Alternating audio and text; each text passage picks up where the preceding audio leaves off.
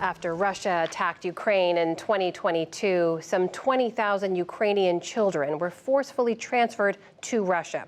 That's according to war crimes charges filed in The Hague last year that named President Vladimir Putin and an aide as the prime culprits. So as the city of Mariupol in southern Ukraine was being surrounded by Russian troops, the head of a Christian orphanage decided to take matters into his own hands to get 19 children to safety.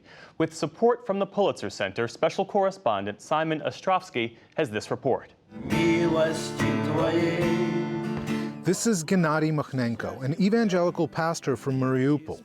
He runs a charity called the Chaplains Battalion, staffed by evangelical ministers who were forced from their churches by Russian soldiers. Before the war, Pastor Gennady's ministry involved helping the homeless children from the streets of Mariupol. But now his job is bringing aid to soldiers and civilians along the front line. NewsHour met the pastor in the southern Zaporizhia region, where danger from the sky is a constant threat to his humanitarian work. Do you hear that buzz? It flew near us, then over the road.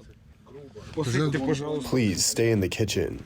They've just noticed a drone up in the sky, a Russian suicide drone. So the soldiers here have asked us to stay inside so it doesn't see us. This is the perfect moment for a chaplain's prayer. Please, Lord, protect us from these enemy drones and make them fly away from here. Bless these men. In the name of the Father, the Son, and the Holy Spirit. Amen.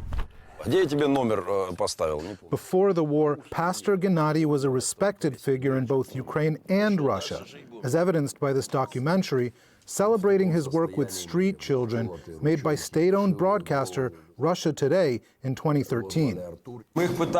We tried to clothe them, bathe them. They were completely flea-ridden. That's how the Pilgrim Republic got started right here. But when Russia launched its war against Ukraine, he went from hero to villain overnight. Here's the Russian ambassador to the UN describing Pastor Gennady's home for children as a secret military training camp. In a number of regions in Ukraine to this end, they have set up children's camps where children from 7 to 18 years old are hosted. One of these camps was the Pilgrim camp in Mariupol, where children were turned into future fighters. The vilification of Pastor Gennady's organization is no coincidence. Since its invasion, Russia's propaganda machine has systematically sought to characterize evangelical Christians across occupied Ukraine as extremists or charlatans to justify the seizure of their property and the erasure of their religious communities. All kinds of cults and pseudo-religious sects have sprung up in Ukraine. The activities of these swindlers in Russia's new regions has been curtailed considerably since the start of the special military operation. When we evacuated my orphanage from Mariupol, it was like competition between my convoy with children and Russian tanks. Ukrainian soldiers call me and say, "Pastor, you have just 40 minutes. Last 40 minutes, not 45, not 50. It's last chance." It's crazy. Once Pastor Gennady and his orphans were out of Mariupol, there was no way back. Russia and Ukraine established an impenetrable front line. His church was eventually gutted in the fighting. Inside, many holes after Russian mortars. Later, Russia rebuilt this building and they use it. This is his church today. Russia expropriated the building and turned it into a municipal service center. Some 206 evangelical and Protestant churches have been expropriated or destroyed in an effort to bolster Russia's Orthodox Church through force. Meanwhile, Gennady's life work, the Pilgrim Orphanage, was converted into a military barracks. But Pastor Gennady says he lost a lot more than the physical property. One of his 36 adopted children was killed. They killed my daughter. They killed many of my friends.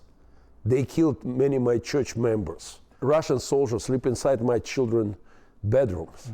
We pay a huge price now for freedom. Oleksandr Zayats is the chairman of the Institute for Religious Freedom, a Ukrainian watchdog group. He told NewsHour Russia has killed as many as 40 religious leaders in the course of the war. At least 45 have been detained or imprisoned by Russian forces, the majority of whom are evangelical pastors. At least 7 are still being held. Many prayer houses have been closed, sealed off, and believers are forced to gather in private homes in secret in order to pray and take part in rituals. The occupation forces in the occupied areas are of the opinion that they are all American spies or secret agents for the West.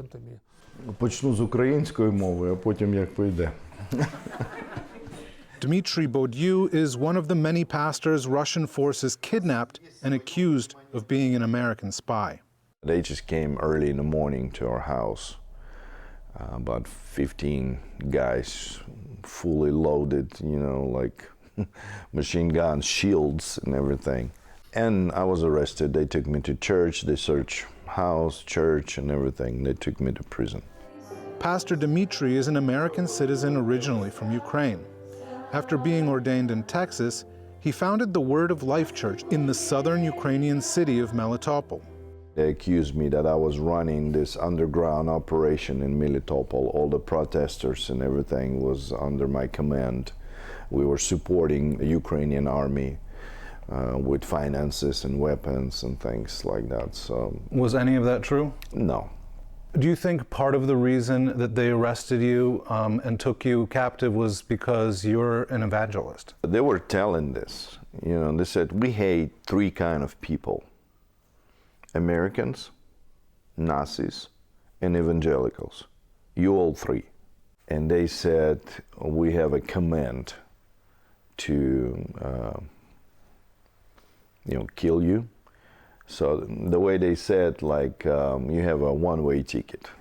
Pastor Dmitry spent 4 more days in solitary confinement waiting to be executed. Instead, he was released without explanation. He's since fled Melitopol, but continues to minister in areas that have held out against Russia. Russia, in the meantime, repurposed his church. Now it's a police department. So there's a police department, they do all kinds of things in there, and they cut down cross. They really hate evangelical churches. And yet people say that Vladimir Putin is a Christian, family values, conservative leader. No. He divorced his wife. Where is the family? When I hear, Putin, he is pro-family, pro-Christian guy, are you serious? I'm very angry. I don't understand this. This is fighting about freedom, especially religion freedom. 2 years have passed since Pastor Gennady escaped Mariupol with the orphans from his rehabilitation center. They spent most of that time in Germany, but now, finally, they're ready to come home. Я сейчас расплачусь. 2 года назад. He becomes emotional as he drives to the Polish border to meet them. Pastor Gennady says he never expected to survive long enough to see them again. И Бог дал милость нам дожить.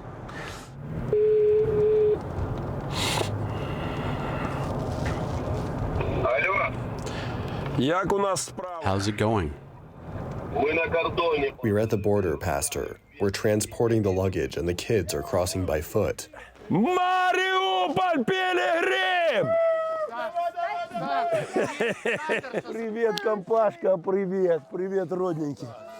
Although Pastor Gennady's orphans have returned to Ukraine, Western Ukraine for now, he still prays for the day when they'll be able to go back to their hometown of Mariupol. For the PBS NewsHour, I'm Simon Ostrovsky in Zaporizhia, Ukraine.